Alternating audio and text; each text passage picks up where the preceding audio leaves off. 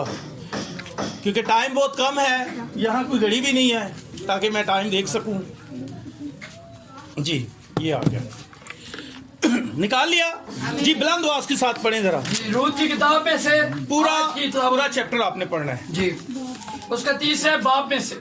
जरा सारे ध्यान से सुने, 1 मिनट के लिए जरा ध्यान दें।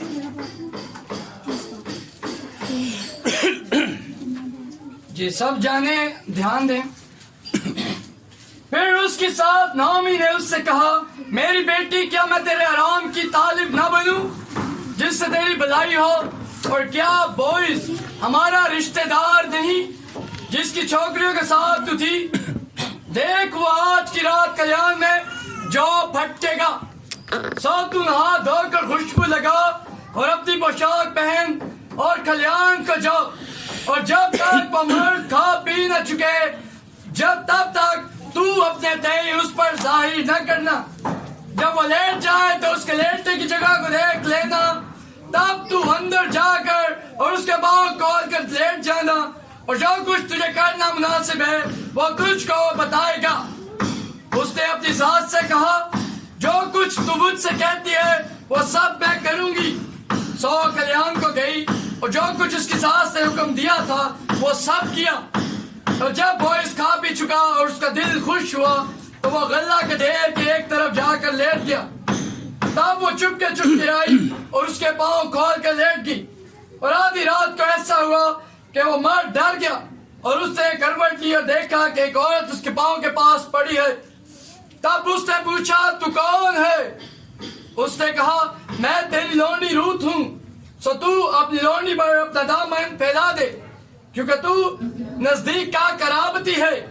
उसने कहा, तू खुदावन की तरफ से मुबारक हो ऐ मेरी बेटी, क्योंकि तूने शुरू की निस्बत आखिर में ज्यादा मेहरबानी कर दिखाई, इसलिए कि तूने जवानों का ख्वाह वो अमीर हो या गरीब पीछा न किया। अब ऐ मेरी बेटी मत डर, मैं सब कुछ जो तू कहती है तुझसे करूंगा, क्योंकि मेरी कौम का तमाम शहर जानता है कि तू पाक दामन औरत है। और यह सच है कि मैं नजदीक का कराबती हूँ, लेकिन एक और भी है जो कराबत में मुझसे ज्यादा नजदीक है। इस रात तू ठहरी रहे और सुबह को अगर वो कराबत का हक अदा करना चाहे तो खैर वो कराबत का हक अदा करे, और अगर वो तेरे साथ कराबत का हक अदा करना ना चाहे तो जिंदा खुदावन की कसम है मैं तेरे साथ कराबत का हक अदा करूंगा। सुबह तक तू लेटी रहे। सो वो सुबह तक उसके पाँव के पास लेटी रही और पेशतर इससे कि कोई एक दूसरे को पहचान सके उठ खड़ी हुई, क्योंकि उसने कहा था कि ये जाहिर होने ना पाए कि कल्याण में ये औरत आई थी। फिर उसने कहा, उस चादर को जो तेरे ऊपर है ला और उसे थामे रहे। जब उसने उसे थामा तो उसने जौ के 6 पैमाने नाप कर उस पर लाद दिए। फिर वो शहर को चला गया। जब वो अपनी सास के पास आई तो उसने कहा, ऐ मेरी बेटी, तू कौन है?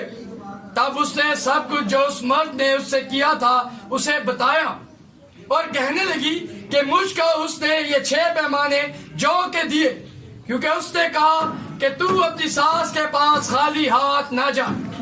तब उसने कहा, ऐ मेरी बेटी, जब तक इस बात के अंजाम का तुझे पता न लगे तू चुपचाप बैठी रह, इसलिए कि उस शख्स को चैन न मिलेगा जब तक वो इस काम को आज ही तमाम न कर ले। सब कहें आमीन। आमीन। खुदावन आपको बरकत दे। आए हम छोटी सी दुआ करते हैं। खुदावन तेरा शुक्र करता हूँ जलाली आसमानी बाप, तू जो जलाल का बादशाह रहमतों का बानी है। इस सारी फिजा को जलाली आसमानी बाप, खुदावन सारी एनवायरमेंट को जलाली आसमानी बाप मैं तेरे स्पुर्द करता हूँ। और जलाली आसमानी बाप चाहता हूँ अभी इसी वक्त खुदावन तो अपने खादिम का जलाली आसमानी बाप, अपने बेटे का जलाली आसमानी बाप मुंह का खतरा करता है, और चाहता हूँ जलाली आसमानी बाप इन सब के दिलों का खतरा कर, वो कान अता कर जलाली आसमानी बाप, वो जहन अता कर, ताकि तेरे कलाम को आज समझे जलाली आसमानी बाप। आई खुदावन सारे काम को जलाली आसमानी बाप तेरे सुपुर्द करता हूं। मैं तेरे कलाम की तशरीह नहीं कर सकता, बल्कि कोई भी नहीं कर सकता। तू खुद अपने कलाम का तर्जमान है। खुदावंद जलाली आसमानी बाप सारी जानों को, सारी एनवायरमेंट को, अपने आप को, सबको तेरे सुपुर्द करता हूं यीशु के नाम से, आमीन। आप सब बैठ जाएं।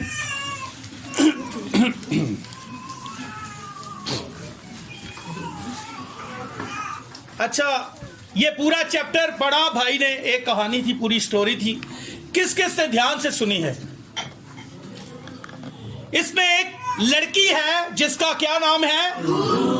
रूथ नाम है। क्या है जी? रूथ। और वो रूथ जो है, उसकी जो सास है उसका क्या नाम है? नोमी। और आपको पता है कि नोमी के शोहर का क्या नाम था? पहले बाप में मैंने बताया था, अली मलक। जब उसने बैतलहम को, जो रोटी का घर है, उसको छोड़ा तो मुआब के मुल्क में जा बसा, तो क्या हुआ? उसने मौत को देखा, क्योंकि उसने खुदा के कलाम को, खुदा की हैकल को और रोटी के घर को छोड़ा था। मैं पहले बाप की थोड़ा सा, हमने देखा कि नोमी जो है, बात ऐसे है कि नोमी जो है वो अपने शोहर अली मलक को साथ दिया और 2 बेटों को लिया। क्या नाम था उनका? हाँ जी, दोनों बेटों को लिया। और ये पूरी फैमिली कहां से निकली? रोटी के घर से, यानी कि बैतलहम से। और बैतलहम का मतलब है रोटी का घर। जब ये पूरी फैमिली, एक घराना जो था, जो कि बड़ा जबरदस्त घराना था, इसके पास मिरास थी, खुदा ने इसको मिरास दी थी अली मलक को, पर ये उस मिरास को खो बैठा। क्यों? क्योंकि इसने बैतलहम को छोड़ा है। जैसे बागे अदन में, मैं छूता हुआ जाऊंगा, आपको पता है, जैसे बागे अदन में खुदा ने किसको मिरास दी? आदम को, पर वो खो बैठा, मिरास। और जब खो बैठा तो बागेदन से बाहर, खुदा ने उसको बागेदन से निकाल दिया। ये फैमिली भी वहां से आउट हुई और 2 बेटे आगे नजर आते हैं हमें आदम के, ठीक है ना। अब ये अली मलक, उसकी बीवी नोमी और उसके 2 बेटे, जब इन्होंने बैतलहम को छोड़ा, सेम जैसे बागेदन में हुआ, खुदा के कलाम को रद्द किया, तो क्या हुआ? जब किस इलाका में गया? बैतलहम को छोड़ा तो कहां गया? मुआब के इलाका में गया। वहां गया तो क्या हासिल की उसने? मौत हासिल की। जब आदम ने खुदा के कलाम को, जब उसने अपनी बीवी की बात मानी, उस फल को लिया, तो फिर दोनों ने क्या हासिल की? मौत। ऐसे ही ये अली मलक भी जब खुदा के घर को, रोटी के घर को जब ये छोड़ता है तो क्या हासिल करता है? मौत हासिल करता है। तो इस नोमी ने अपने दोनों बेटों की शादी करवा दी। एक बेटे की शादी किसके साथ हुई थी जी? रूथ के साथ। और दूसरे की? उर्फा के साथ। अब शॉर्ट करता हूं, जल्दी आगे बढ़ना है मैंने। अब जब उसके दोनों बेटे भी मर गए और उसकी जो बेटियां थी, अब ऐसा हुआ महलून और कहलून दोनों ही मर गए। अब उर्फा और रूथ दोनों आजाद हो गई अपने अपने खावन से। तो नोमी ने कहा, क्या कहा? कि बेटियों तुम अपने कुंबे में चले जाओ। अब दोनों रोने लगी, चिल्लाने लगी। दोनों रो रही हैं, चिल्ला रही हैं कि नहीं जाएंगी। पर उर्फा ने अपनी सास को चूमा और चली गई। अब नोमी ने रूथ को यह कहा कि तेरी जेठानी अपने कुंबे में और अपने देवताओं के पास चली गई है, अपनी उस गलत तालीम की तरफ चली गई है, उस डिनोमिनेशन की तरफ चली गई है और उस बात की तरफ चली गई है जो खुदा का कलाम नहीं है। तू भी चली जा। और उसने कहा मैं हरगिज नहीं जाऊंगी। कलाम कहता है कि वो उसके साथ लिपटी रही। ये उसका क्या था? जबरदस्त फैसला था। अच्छा फैसला किया। क्या किया जी रूत ने? फैसला किया। क्या फैसला किया पता है?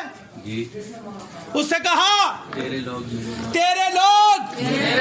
मेरे लोग होंगे, तेरा शहर तेरा खुदा, जहां तू मरेगी मैं भी वहीं मरूंगी। आपको पता है कि सारे नबी चाहते थे कि हमारी हड्डियां, क्यों? रूत को भी पता था कि मैं वही मरूंगी। उसके पास ये मुकाशफा था कि एक दिन यीशु मसीह आएगा तो मैं भी जी उठूंगी। हालेलुया।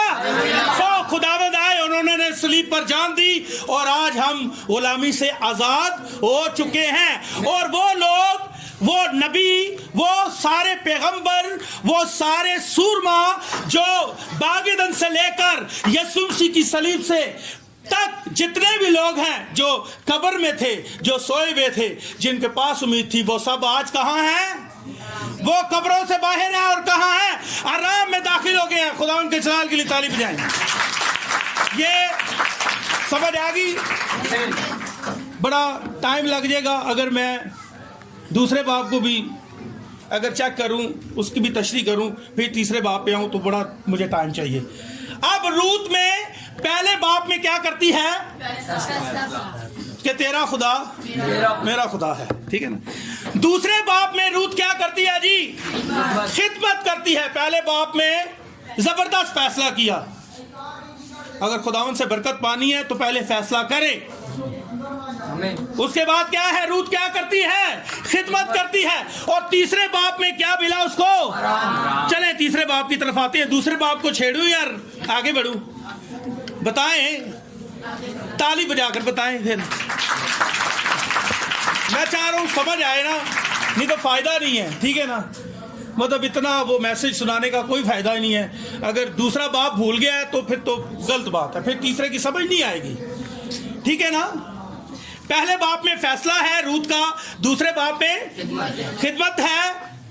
उसने दूसरे बाप में क्या कहा अपनी सास नोमी को कि मुझे इजाजत दे ताकि मैं खेत में जाऊं और वहां क्या करूं?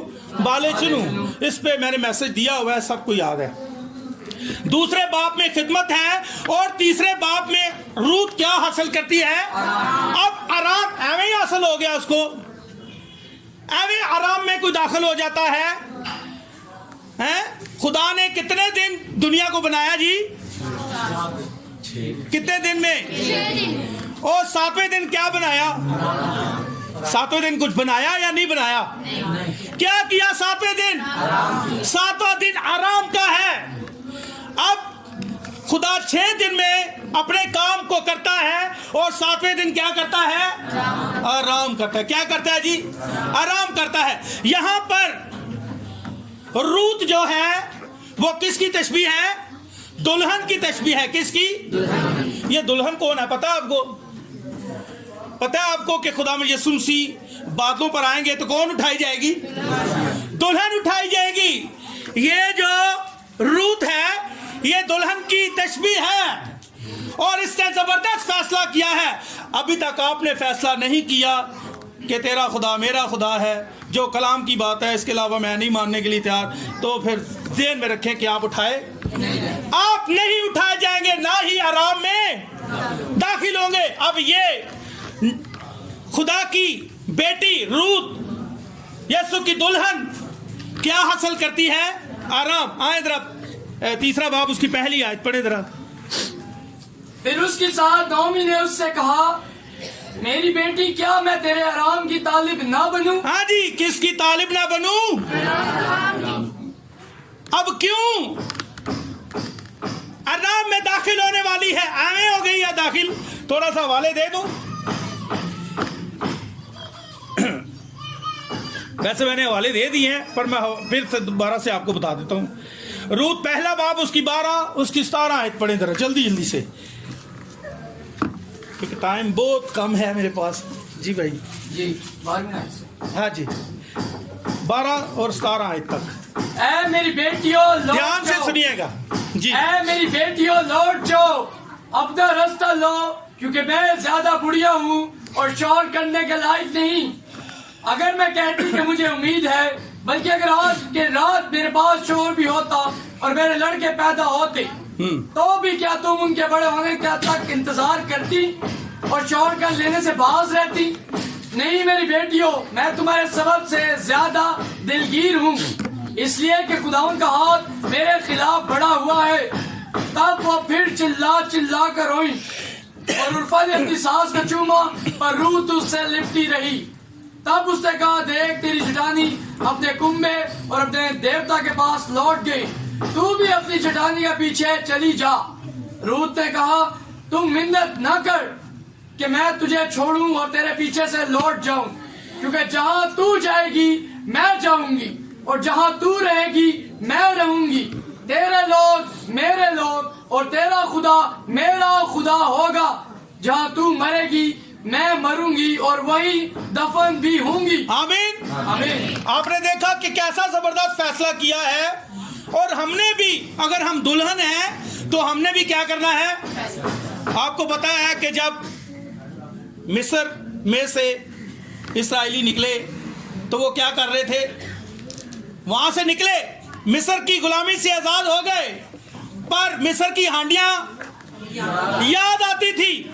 फैसला जबरदस्त नहीं था, पर दुल्हन जो है वो फैसला क्या करती है, जबरदस्त करती है। उसे मुआब की कोई हांडियां नहीं याद आती, ना ही कोई रिश्तेदार याद आते हैं, बल्कि जबरदस्त फैसला किया है। दुल्हन जो है, अगर वो दुल्हन है तो फिर जमाने के खिलाफ चलेगी, जैसे उकाब हवा के खिलाफ चलता है। आमीन। अब देखें, हम कहते हैं हम दुल्हन है, हम उठाए जाएंगे, यही बात है ना। आमीन। आपको पता है कि दुल्हन को उकाब के साथ भी तशबीह दी गई है। आमीन। आमीन। एक बड़ा उकाब है और फिर उसके बाद हम भी उकाब हैं। आमीन। आमीन। जो हमें लेने के लिए आएगा। एक दिन उकाब ने देखा ऊपर से कि नीचे कोई उकाब है, छोटा मुन्ना, और वो मुर्गी के साथ दाने खाता है। एक बड़ा उकाब है जो उड़ता हुआ आया और उसे उठाकर ऊपर ले गया। शॉर्टकट बताता हूं, आपने सुना हुआ है। अब उकाब वहां ले गया। अब वो पहले किसके साथ था, मुर्गी के साथ था, और मुर्गी उसे उड़ना नहीं सिखा सकती। मुर्गी गदबरा खाती है, मुर्दार खाती है, पर उकाब मुर्दार नहीं खाता। अब जब बड़े उकाब ने जब देखा, आवाज लगाई, खर्च की, और मुर्गी डर गई और उसके बच्चे भी डर गए, उसके परों के अंदर चले गए। पर वो नीचे उकाब उसकी आंखों में आंखें डालकर देख रहा था, ये कौन आ रहा है, क्योंकि वो खुद भी क्या था, उकाब था, वो मुर्गी का बच्चा नहीं था। अब बड़ा उकाब आया और उसने उसे पंजों में लिया और ऊपर ले गया और ऊपर जाकर छोड़ा। फिर वो जब गिरने लगा, फिर उसने पकड़ा, फिर छोड़ा। जब उसके परों में हवा आई तो वो उड़ना शुरू हो गया। उससे कहा, मैंने ऐसे ही सारी जिंदगी गुजार दी है, असल जिंदगी तो ये है। आमीन। ठीक है, समझ आ रही है। और ये जो रूत है, ये क्या थी, ये उकाब थी। क्या थी, ये उकाब थी, ये दुल्हन थी। और उकाब जो है वो हवा के खिलाफ उड़ता है, हवा के मुखालिफ उड़ता है। और हवा के मुखालिफ उड़ने का मतलब पता है क्या है, कि दुनिया के रस्म और रिवाज के खिलाफ, हर उस बात के खिलाफ जो खुदा के कलाम को रंजीदा करती है, जो खुदा के कलाम के खिलाफ है, जो पाक रूह को रंजीदा करती है। उकाब अगर है तो उसके क्या चलेगा, खिलाफ चलेगा। खुदा के कलाम के मुखालिफ कभी भी खड़ा नहीं होगा। दुल्हन ऐसी है, समझ आ रही है। अब इस रूत ने फैसला किया है, ऐवे नहीं इसको आराम मिल रहा क्योंकि इसने क्या किया था? फैसला किया। फैसला किया था। आराम में जाना है तो आप भी फैसला करें। जबरदस्त। आगे जी जरा पढ़े। और क्या बॉयज हमारा रिश्तेदार नहीं, हाँ जी, जिसकी छोकरियों के साथ तू थी? देख वो आज की रात कल्याण में जो फटके, हाँ जी, क्या फटकेगा? जो फटके, जो फटकेगा। अब जो फटकना क्या होता है, जो पंजाब के लोग हैं वो समझते हैं। अब जब कनक को काट लिया जाता है, कनक की कहते हैं भाई जी, हाँ जी, तो कनक नू कट लेंदे ने, तो फिर की होता है? वो गट्ठे बना लेंदे ने, उन्होंने गठिया बन लेंदे ने। उसके बाद वो क्या करते हैं? बेलचों के साथ, बेलचों के ऊपर उसको पटकते हैं, मारते हैं। क्यों मारते हैं? ताकि भूसा बीज से अलग हो जाए, क्योंकि भूसा बीज के साथ वारिस नहीं हो सकता। समझ आ रही है आपको? और बीज क्या है? खुदा का कलाम है। और भूसा क्या है? ये डिनोमिनेशंस है। रूत जो है उसके ऊपर पहले क्या था? भूसा था। उसका खावंद कोई और था। और आपको पता है एक खावंद हो तो फिर औरत दूसरी शादी। अब महलून जो है वो क्या हो गया? मर गया। वो अपने खावंद से आजाद हो गई थी। और हमारा पहला खावंद कौन है आपको पता है? अबलीस है। अब महलून का मतलब पता क्या है? बीमारी। और बॉयज का क्या मतलब है पता है? कुव्वत वाला, ताकत वाला। अब ये रूत जो है बीमारी से छूट गई है, वो भूसा इसके ऊपर से हट गया है, अब ये कुव्वत की तरफ बढ़ रही है। आमीन आमीन। बॉयज का मतलब क्या है? कुव्वत देने वाला। अब ये कुव्वत की तरफ बढ़ती है। हाँ जी। अब जो फटकना क्या है? ऐसे वो किसी ने देखा है ऐसे होते हुए? देखा है? किसने देखा? हाथ खड़ा करे।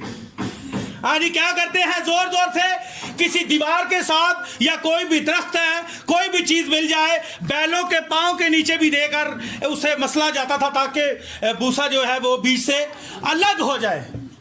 वो क्या करेगा? आज रात खलियान में क्या करेगा जी? जो फटके। हाँ जी। समझ आ गई सबको? आगे बढ़े। हाँ जी जी बढ़े जी। सो तू नहा धोकर खुशबू लगा और अपनी पोशाक पहन और कल्याण को। हाँ जी। नहा धो के, तैयार होके, खुशबू लगा के, मसा आपके ऊपर होना चाहिए। जब चर्च आते हैं तो घर से दुआ कर आया करें। गंदे बंदे नहीं आ जाना। ऐसे चर्च आने तो पहले इसकी करने तैयार होने। जब यहां पर मैं कपड़ों की बात नहीं कर रहा, मैं रूहानी तैयारी की बात कर रहा हूं। अपनी जिंदगी में देखें कि हम खुदा की हजूरी में जा रहे हैं। अगर कोई गंदगी है, किसी के साथ कोई नाराजगी है, कोई गुनाह हो गया, तो क्या करें? माफी मांगे। तैयारी, नहा धोकर साफ सुथरे होकर जाना है। हाँ जी। ये तैयारी की बात हो रही है। कोई भी दाग धब्बा नहीं चाहिए। दुल्हन के अंदर कोई भी दाग धब्बा नहीं होना चाहिए। वो क्या होनी चाहिए? पाक। हाँ जी। ये जो कुंवारियां 5 उठाई गई थी, और कुंवारी का मतलब पता है क्या है? कुंवारी का मतलब है पाक। गुनाह नहीं है जिंदगी में। वो खुदा के कलाम के साथ खड़ी है। हाँ जी। जरा पढ़े, जरा आगे जरा। जब तक वो मर्द खा पी ना चुके तब तक तू अपने तय उस पर जाहिर न करना। जब वो लेट जाए तो उसके लेटने की जगह को देख ले। हाँ जी। जब वो लेट जाए तो उसके लेटने की जगह देख ले। इसका पता है? इसका मतलब क्या है? हमें पता होना चाहिए। अब ये दुल्हन है, इसे पता है उसके बॉयज की, उसका जो कराबती है, उसकी कीमत देने वाला, उसका कफारा देने वाला, उसका पता है इसने मेरे लिए सलीब पर जान दी है, ये मेरा फिदिया देने वाला है। आज की बात कर रहा हूं।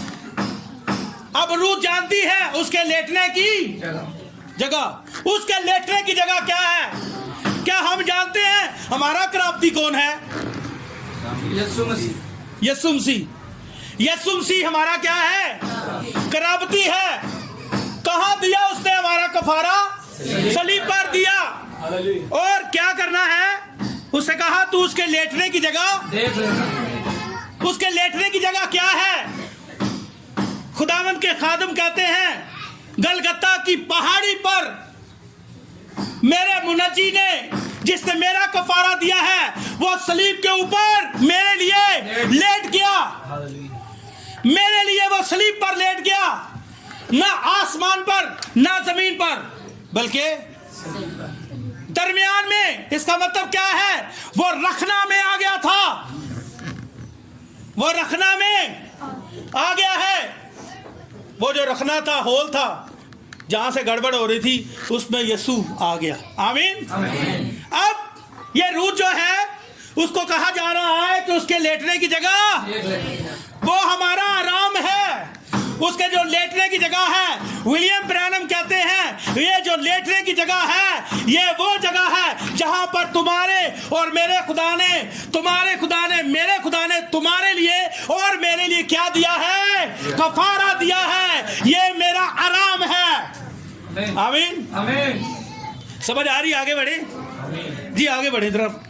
तब तू अंदर जाकर और उसके पांव खोल कर लेट जाना। हाँ जी, उसके लेटने की जगह क्या है? सलीब। वो मेरे लिए सलीब पर चढ़ गया, वहां लेट गया मेरे लिए। उसने जान दी है आपके लिए, मेरे लिए कफारा दिया है। मैंने उसी जगह जाकर क्या करना है? रूत को क्या कहा गया कि उसके लेटने की जगह देख लेना, वहां निशान लगा लेना, वहीं जाकर अपने सर को झुका लेना, उसके कदमों में चली जाना। पतरस को सलीब देने लगे तो उसने कहा नहीं नहीं, ऐसे सलीब नहीं देनी, सीधी सलीब ना दो। मेरे खुदा को तूने सीधी सलीब दी है, मुझे क्या करो? क्यों दो उल्टी सलीब? ताकि मेरा सर उसके कदमों में आ जाए। मैं इस लायक नहीं हूं कि उसके साथ कुर्बान हो जाऊं। आमीन। वो उसके कदमों में आना चाहता है। अब रूत जो है, इसको सिखाया जा रहा है कि लेटने की जगह देख ले, कफारे की जगह देख ले, और क्या करना है जी? उस जगह क्या करना है जी? पढ़े थे ना। तब तू अंदर जाकर और उसके पांव खोल कर लेट जाना। हाँ जी, लेट जाना। एक बार ऐसा हुआ, चले मैं हवाला दे देता हूं, लूका की इंजील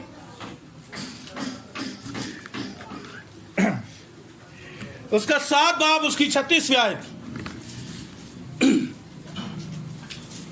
उसका 7 बाब उसकी 36वीं आयत, जरा ध्यान से सुनिएगा। अब रूत जो है किसके कदमों में आ गई है? बोइस के। अब बोइस जो है किसकी तशबीह है? यीशु मसीह की तशबीह है। बोइस के लेटने की जगह यीशु मसीह के सलीब चढ़ने की जगह है। आमीन। आमीन। अब रूत को कहा गया है कि उसके कदमों में जाकर वहां लेट जा, कदमों में।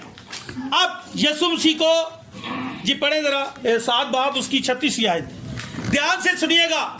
एक और औरत है जो यीशु मसीह के कदमों में आ रही है जी। फिर किसी फरीसी ने उससे दरख्वास्त की कि मेरे साथ खाना खा जी। बस वो उस फरीसी के घर जाकर खाना खाने बैठा तो देखो एक बदचल औरत। अच्छा एक मिनट जी, आपको पहले बता दूं ये फरीसी का मतलब क्या है। फरीसी का मतलब क्या है? फरीसी का मतलब है एक्टर। फरीसी का मतलब क्या है? एक्टर। ऐसे ही है नोमी भाई, यही मतलब है, क्योंकि नोमी भाई इन चीजों की तरफ बड़ा ध्यान देते हैं। अब फरीसी का मतलब क्या है? अदाकार। क्या? अब उन्होंने एक्टिंग की। वो बजाय तो खुदा के लोग नजर आते थे, पर खुदा के लोग है नहीं थे।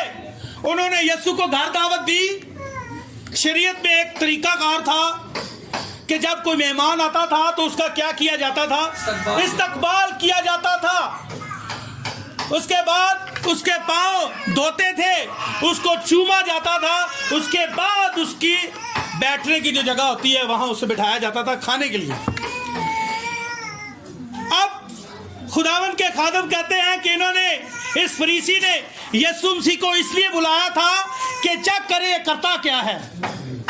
उन्होंने यीशु मसीह का कोई इस्तकबाल ना किया, ना ही उसके पांव धोए। दिन भर खिदमत करता रहा, लंगड़ों को चला रहा है, अंधों को बिनाई दे रहा है, और उसके पांव गर्द से गंदे हो गए थे, पर उन्होंने उसके पांव नहीं धोए। खुदा के खादम कहते हैं कि यीशु को उन्होंने एक नुक्कर ते लाता है, जिस तरह कालब नुक्कर ते लगे है। जैसे काले भाई अभी एक किनारे में हैं, ऐसे ही उन्होंने यीशु को क्या लगा दिया था, एक नुकरे लाता सी ते हुण वेख रहे सने करदा की है। यीशु मसीह को जब भी किसी ने बुलाया है तो यीशु मसीह जाता है, क्योंकि वो क्या है, मोहब्बत का पैकर है। अब उन्होंने यीशु मसीह को चेक करने के लिए बुलाया। अब एक औरत आई और उसने क्या किया, उसने आंसुओं के साथ उसके पांव को धोया और बालों के साथ खुश्क किया। बहनों के बाल बड़े होने चाहिए, ठीक है ना। खुदा का कलाम जो है बाल कटवाने से मना करता है। किसको मना किया गया बाल कटवाने से? समसून को। वो क्या था? आज ये जो बहनें हैं ये नजीर की तस्वीर है, इसलिए खुदा का कलाम मना करता है। अब इस औरत ने क्या किया, आंसुओं के साथ उसके पांव धो दिए, उसका जबरदस्त इस्तकबाल किया। खुदा की तरफ से एक औरत मुकर्रर थी, जैसे रूत मुकर्रर है, वो इसके पांव में आ गई। ऐसे ही ये मरियम यीशु मसीह का इस्तकबाल करती है, यीशु मसीह के पांव में आ जाती है, उसके पांव को आंसुओं से धोती है और बालों से क्या करती है, खुश्क करती है। सारी जिंदगी की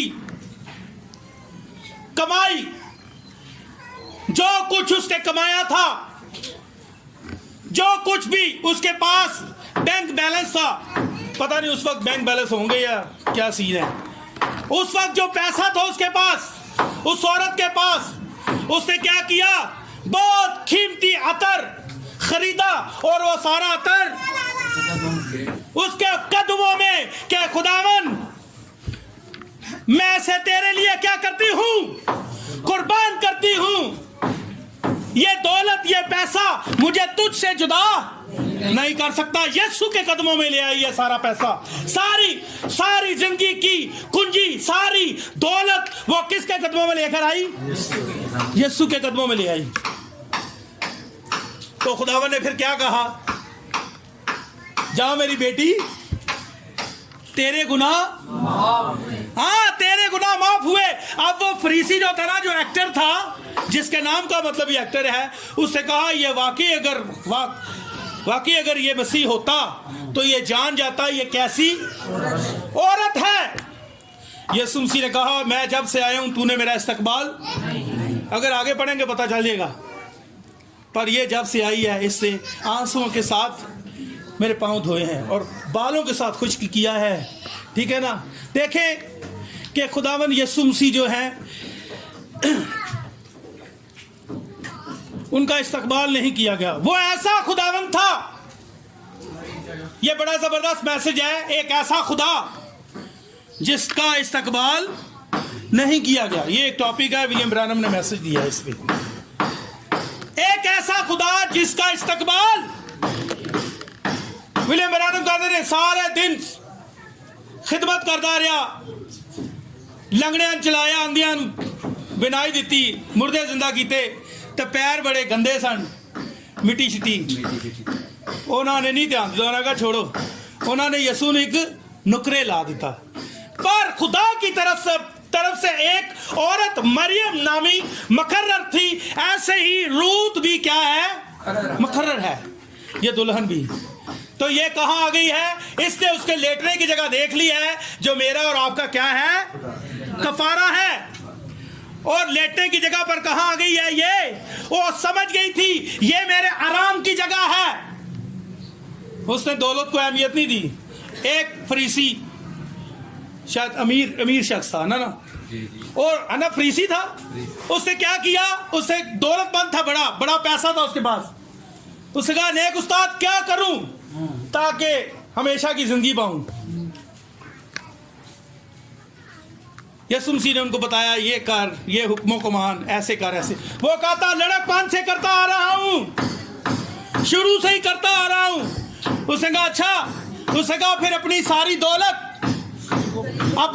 दौलत गरीबों को दे दे। और इस औरत ने क्या किया, सारी दौलत यीशु के कदमों में। आराम में जाना है तो फिर ये तो करना पड़ेगा। दो मालकों की खिदमत नहीं कर सकते। किसी एक की खिदमत कर सकते हैं, या आराम से चले जाओ या बैंक से चले जाओ, दोनों एक ही गल हो सकती है। मैं ये नहीं कह रहा कि बैंक में नहीं जाना पैसे दी, ऐसी बात नहीं है, पर मेरी बात समझ रहे हैं? वो दौलत जो आपको यीशु से जुदा करती है वो दौलत अच्छी नहीं है। अब उस फरीसी ने कहा ये कैसे हो सकता है, मैं तो बड़ा अमीर हूं, बड़ी दौलत है मेरे पास। उसने अपना खुदा किसको बना लिया था? दौलत को बना लिया था।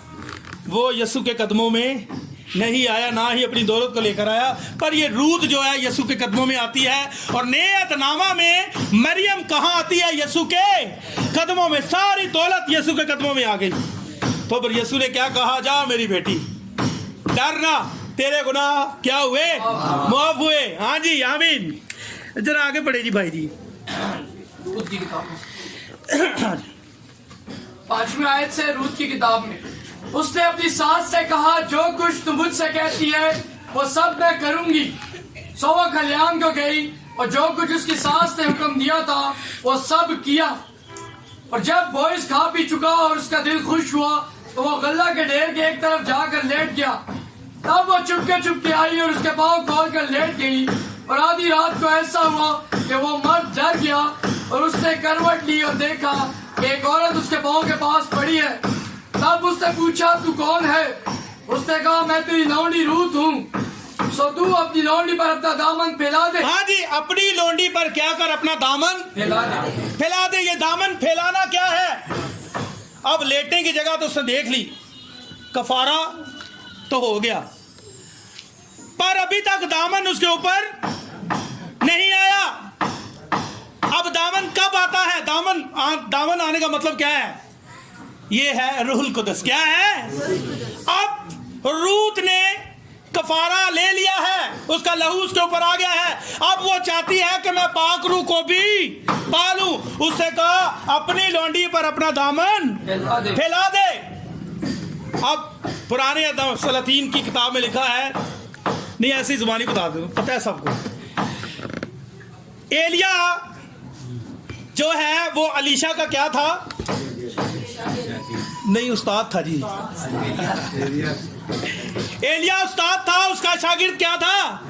क्या नाम था? अलीशा ने क्या फरियाद की? उसने कहा मुझे तेरा दुगना चाहिए। उसने कहा तेरे मान के मुताबिक हो। आपको पता है, आपने पढ़ा हुआ है, ठीक है ना, मैं इसकी डिटेल में नहीं जाऊंगा। अब क्या हुआ? जब एलिया रथ में उठाया गया तो एलिया की जो चादर है उसका दामन जो है किस पर आ गया? अलीशा पर आ गया। वो दामन क्या था? रूह कुदस था। और क्या था? रूह का दुगना था। आमीन। अब एक और बात है, एक जगह एक और मुबारक औरत है जिसके पास फरिश्ता आया, उससे क्या कहा? सलाम है। आगे क्या है? ऊंचा बोले। मुबारक है तेरे पेट।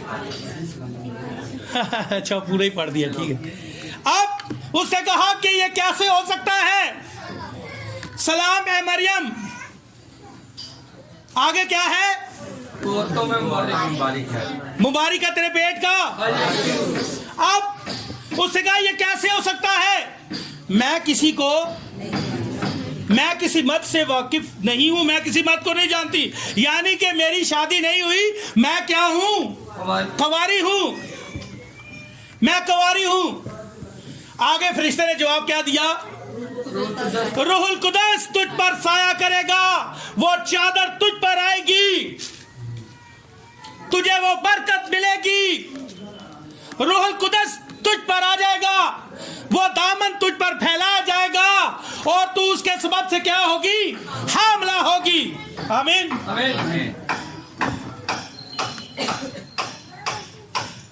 क्या होगा? रूहुल कुदस तुझ पर साया करेगा। ये दामन क्या है? ये रूहुल कुदस का मिलना है। आपको पता है कि यीशु मसीह ने जब सलीब पर जान दी तो कितने दिन बाद ये दामन आया शागिर्दों पर? 50 दिन के बाद 50 का मतलब क्या है? ईद पेंतीकोस्त क्या है? 50 जो है इसका मतलब क्या है? आजादी। क्या है? और खुदा के पाक रूह को आ जाना। इतनी डिटेल के साथ मैं इसे नहीं आपको बता सकता, हवाले मेरे पास हैं।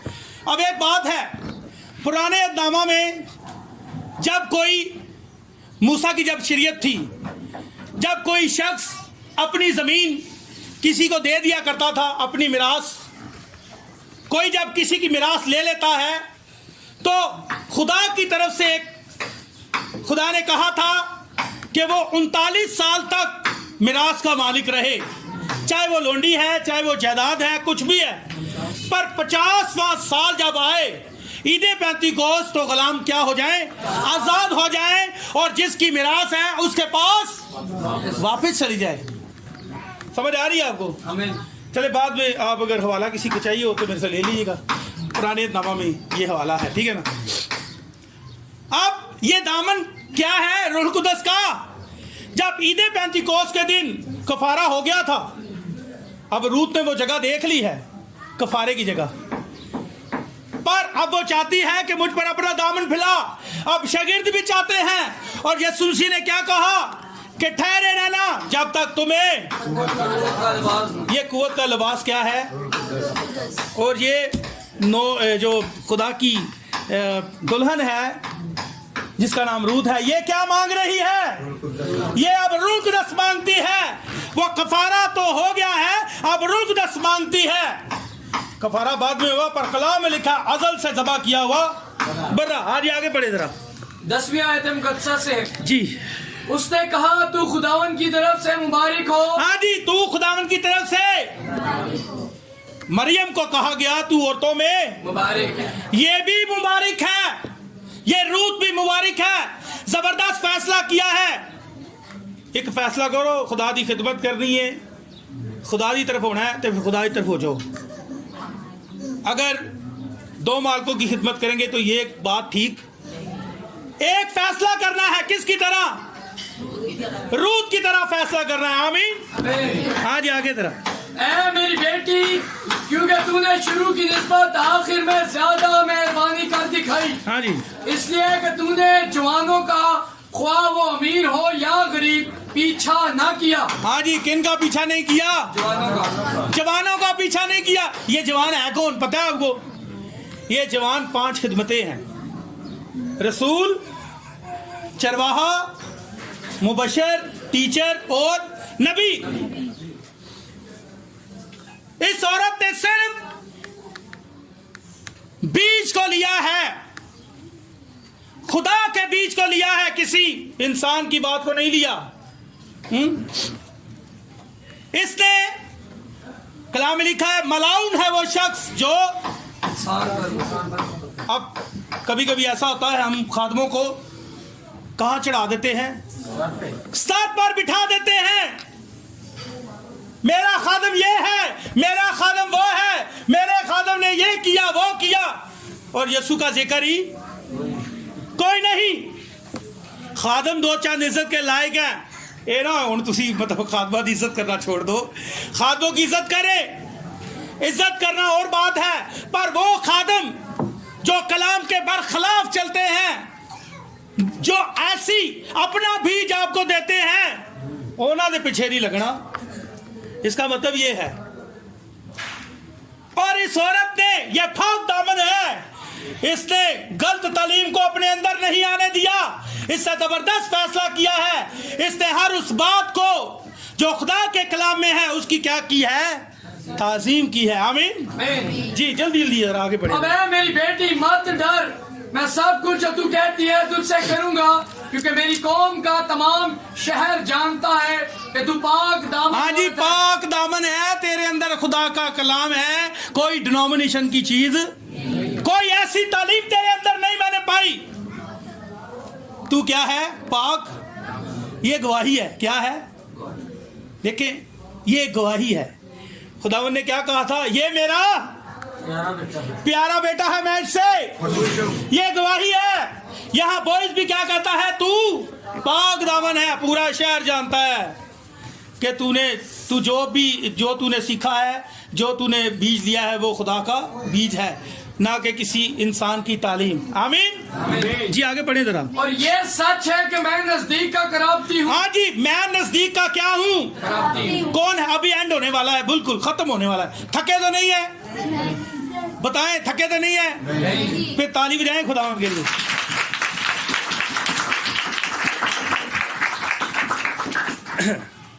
अब यहाँ बॉयस क्या कहता है? मैं, ये सच है कि मैं क्या हूँ? नजदीक का कराबती हूँ। खराबती हूँ। और खराबती क्या होता है? थोड़ा सा बताता हूँ खराबती के बारे में। खराबती कहते हैं नजदीक के रिश्तेदार को, ब्लड रिलेशन जिसे कहते हैं, खून का रिश्ता। वो कहता है कि मैं तेरा नजदीक का क्या हूं जी? कराबती हूं। जब आप किसी बैंक में पैसे जमा करवाने के लिए जाते हैं ना, लाखों रुपया या कोई करोड़ों रुपया या डॉलर वगैरह, तो वो आपको पूछते हैं कि आपका कोई रिश्तेदार है, नजदीक का कराबती आपका कोई है, उसका नाम लिखवा दें। अगर आपको हार्ट अटैक हो गया या आप पर मौत आ गई, तो फिर आपके बाद ये रकम हम किसको दें? उसका नाम लिखवाएं। अब आदम जो है, खुदा ने उसे क्या दी थी? मिरास, और वो मिरास उसने खो दी। अब हमारा खराबती कौन है? यीशु मसीह है। उसने सलीब पर जान देकर, अपना फिदिया देकर, कीमत देकर हमारी मिरास हमें वापस दिलाई है। आमीन। आमीन। आमीन। उसने हमारी मिरास हमें। ये कराबती कौन है? ये यीशु मसीह है, जिसने आपके लिए सलीब पर जान दी है, जिसने आपके लिए मुंह पर थुकवाया है, जिसने आपके लिए तबाचे खाए हैं। और तबाचे मुनु पैने सन, उन्हों का हकदार कौन थी? हम थे। हमने, पर यीशु मसीह ने क्या किया? हर उस चीज को जो हमारे ऊपर आनी थी उसने अपने ऊपर ले ली। जैसे हवा ने गुनाह किया पर आदम ने उसके गुनाह को, ऐसे यीशु मसीह ने भी ऐसे ही किया। दुल्हन ने गुनाह किया पर यीशु मसीह ने उसका गुनाह अपने ऊपर ले लिया। खामदो सुनो, इस तरह की मोहब्बत करो अपनी बीवियां नाल जिस तरह यीशु मसीह ने की है। कैसी मोहब्बत की है जी? अपनी जान, और जान दे दी है। कोई ऐसा खामद हो सकता है? हम कहते हैं यीशु मसीह के शागिर्द हैं, पर बीवियों को घर जाके फेंटी भी लाने हैं, बीवियों को गाली भी दे देते हैं, उनको बुरा भला कहते हैं। पर यीशु मसीह जो शौहर है, सब शौहरों का क्या है? सबसे बड़ा दुल्हा है वो। जैसे वो बादशाहों का बादशाह है, ऐसे ही वो सब शौहरों से बड़ा शौहर है। ये जितने शौहर हैं, ये सब उसका क्या है? अक्स है। पर हकीकी शौहर कौन है? वो कराबती है। वो ऐसी मोहब्बत करता है अपनी बीवी के साथ, है?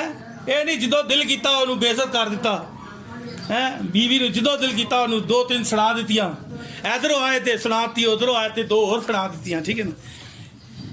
ऐसा नहीं चलेगा, ऐसा नहीं चलेगा। हाँ जी, मैं किसी और जगह जा रहा हूँ ना, चले जरा जी भाई जी। लेकिन एक और भी है। हाँ जी, मैं तो कराबती हूँ, यीशु मसीह कहते हैं, पर एक और भी कराबती है जो मुझसे ज्यादा नजदीक है। खुदा के खादम कहते हैं ये अबलीस है। कौन है? आपको पता है कि एक औरत अगर वो शादीशुदा है तो दूसरी शादी कर सकती है? नहीं। अगर खामद मर जाए तो फिर? अब महलूल जो है वो मर गया है, तो रूत क्या करती है? अब बोइस के साथ शादी करती है। अब बोइस कहता है कोई मुझसे भी ज्यादा नजदीक है कराबत में, अगर वो हक अदा करे तो ठीक है, नहीं तो मैं हक अदा करूंगा। अब वो जो दूसरा कराबती है वो कौन है? वो अबलीस है। उसने अपना बीज कहां डाला था? बागेदन में।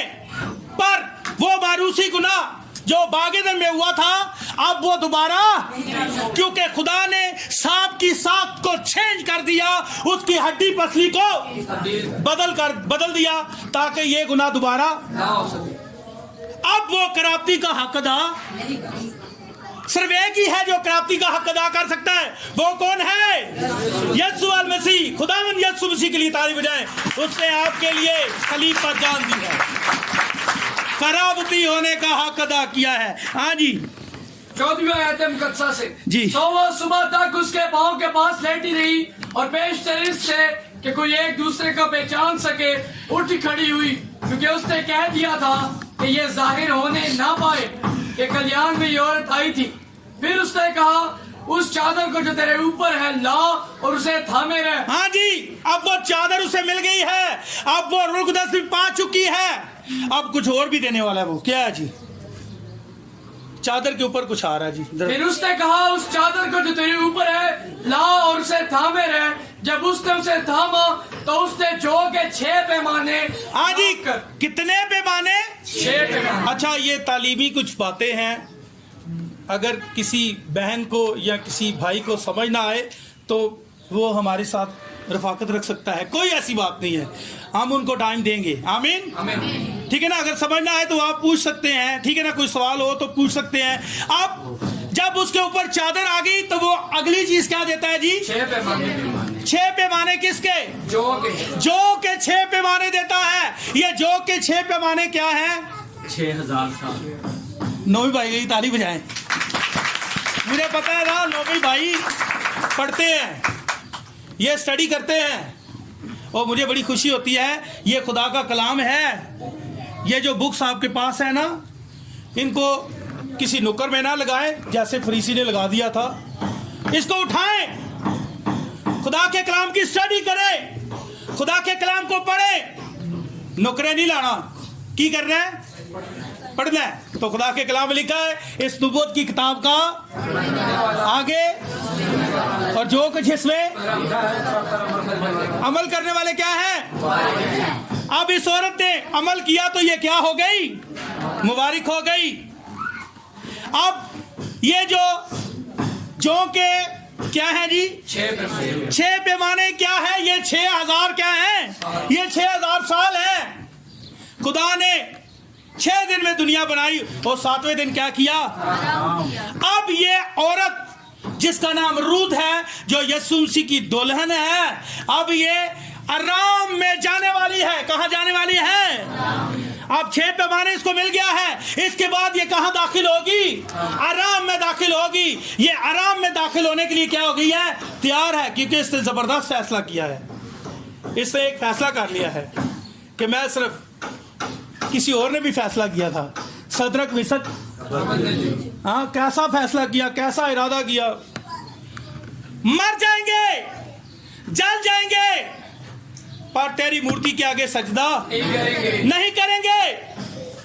चले, जो नए हैं उनके लिए मैं कर देता हूं बात, बाकियों को पता है।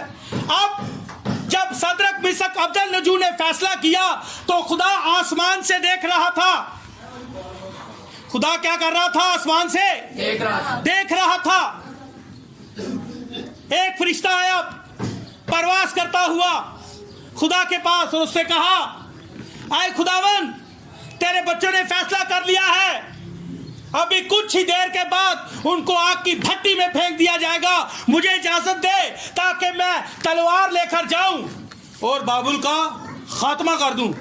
खुदा ने कहा, तू अच्छा फरिश्ता है, पर तू नहीं जाएगा। एक और आया, उसने कहा, मुझे पानी पर इख्तियार है, आई खुदावन मुझे हुक्म दे ताकि मैं पानी के साथ बाबुल को तबाह कर दूं। खुदा ने कहा, तू अच्छा फरिश्ता है, पर तू भी नहीं जाएगा। खुदा ने कहा, ये मेरे बच्चे हैं, मैं इनका खराबती हूं, मैं खुद जाऊंगा। हालेलुया, खराबती का हक अदा करूंगा। ये काम किसी और के हाथ में नहीं दिया उसने, ठीक है ना? इस काम को खुदा खुद करता है। वो कहता है, ये बात सच है कि मैं नजदीक का। अब इब्लीस जो है वो कराबती का हक अदा नहीं कर सकता, क्योंकि उसकी हड्डी पसली को चेंज कर दिया, इसलिए नहीं कर सकता। पिछली दफा मैंने मारूसी गुनाह पे बात की थी, ठीक है ना? समझ आ रही है? आगे बढ़े भाई, जरा जल्दी से। तब उसने सब कुछ जो उस मर्द ने उससे किया था उसे बताया और कहने लगी कि मुझको उसने ये 6 पैमाने जो के दिए। हाँ जी, ये क्या है? 6000 साल हैं। ये 6 क्या है? कलीसियाए जमाने हैं। क्या है? ये कलीसियाए जमाने हैं। पर 7वीं कलीसिया कौन सी है? लुदीकिया की कलीसिया के जमाना में, क्योंकि 6 कलीसिया जमाना में अपने अपने दौर में मुनासिब हिसाब से खुदा कलाम को भेजता रहा वक्त के हिसाब से। पर 7वीं कलीसिया जमाना में खुदा के खादम पर पूरी रोटी क्या है? नाज़िल हो गई है। अब हमें यहाँ और यहाँ वहाँ से परेशान होने की जरूरत नहीं है। हम पैदाइश से लेकर मुकाशफा तक कलाम खुल चुका है, पूरी रोटी नाज़िल हो चुकी है, वो 7वीं मोहर आ चुकी है। हमें परेशान होने की जरूरत नहीं है। वो खराबती हमारे दरमियान में है, हमारे साथ है। आगे जी। क्योंकि उसने कहा कि तू अपनी सास के पास खाली हाथ ना जा। हाँ जी, अपनी सास के पास खाली हाथ ना खाली हाथ नहीं जाना। हाँ जी, की लेके जाना है? हाँ, खाली हाथ ना जाके पड़े हैं। तब उसने कहा है मेरी बेटी, जब तक इस बात का अंजाम का तुझे पता ना लगे तो चुपचाप बैठी रह। अच्छा, एक बात है, नोमी जो है ये किसकी तशबीह है? किसी को याद है? ये इस्राइल की तशबीह है, ये इस्राइल की कलीसिया है। उसने कहा कि उसके पास खाली हाथ ना जाना। अब देखें, वो जो है वो डायरेक्ट नोमी के साथ बात नहीं करता, वो रूत के साथ बात कर रहा है, क्योंकि इसका जमाना है। पर जब तू उठाई जाएगी तो यही पैगाम किसके पास जाएगा? इस्राइल के पास वापस जाएगा। आमीन। अब देखिए एक बात, यसुम मसीह खुदा के कलाम में लिखा है कि जब मरियम के पास फरिश्ता आया तो रूह कुदस तुझ पर नाजिल होगा और तू क्या होगा? तू रूह कुदस की कुदरत से हमला होगी। और फिर कौन आया? आपका और मेरा मुनज्जी खुदा यसुम मसीह। ऐसे ही बॉयज और रूत में से जब ये मुबारक हो गई तो कौन सा बेटा पैदा हुआ था? उसका नाम क्या था? उबैद। क्या था? उबैद। ये उबैद जो है ये यीशु मसीह की तशबीह है। अब ये लड़का जो है किसके पास जाएगा? लिखा है नोमी ने उसकी देखभाल की थी, उसकी दाई बन गई। अब ये जो पैगाम है जो आज हमारे पास आया है, यही पैगाम किनके पास जाएगा? बनी इस्राइल के पास जाएगा। वो हमारा कराबती है और उनका भी वही कराबती है, पर उनकी आंखें अंधी हो गई। वो यीशु मसीह को पहचान ना सके। क्यों ना पहचान सके? ताकि दरवाजा हमारे लिए खुल जाए। अब बनी इस्राइल ने यीशु मसीह को धक्के मार कर निकाल दिया। जब वो अपनों के पास आया, उसके अपनों ने इसे कबूल ना किया। हालांकि कहता है कि मैं इस्राइल की खोई हुई भेड़ों के सिवा किसी और के लिए पर उन्होंने उसको क्या किया? रद्द कर दिया। पर पीछे क्या बात थी? उनकी आंखें क्या कर दी गई? बंद कर दी गई। अब उन्होंने यीशु मसीह को धक्के मारकर बाहर निकाल दिया कि हमारे घर से, हमारे इबादत खानों से चला जा, हमें तेरी कोई जरूरत नहीं है। अब क्या हुआ? फिर यीशु मसीह ने कहा रुख किया, गैर कौम की तरफ रुख किया। अब ये गैर कौम रूत का खराबती है, उसके साथ है, इसलिए नोमी के साथ बात नहीं करता।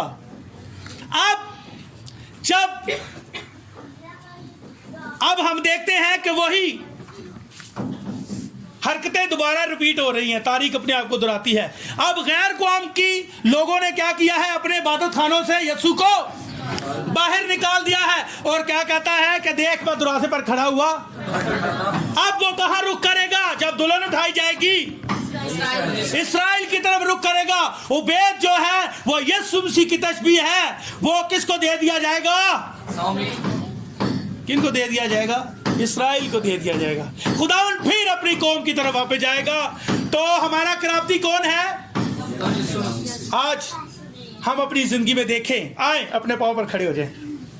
आज हम अपनी जिंदगी में देखें, क्या हमने रूत की तरह फैसला किया है? क्या हमने उस मरियम की तरह सारी दौलत, सारी शोहरत यीशु मसीह के कदमों में अभी तक लाए हैं या नहीं? अगर अभी तक हम दौलत के पीछे भाग रहे हैं, या हर उस बात की तरफ भाग रहे हैं जो खुदा के पाक रूह को रंजीदा करती है? अगर अभी तक फैसला नहीं किया तो आज फिर वक्त है, आज फैसला करें। अगर आप आराम में जाना चाहते हैं तो रूत की तरह फैसला करें। आमीन, आमीन।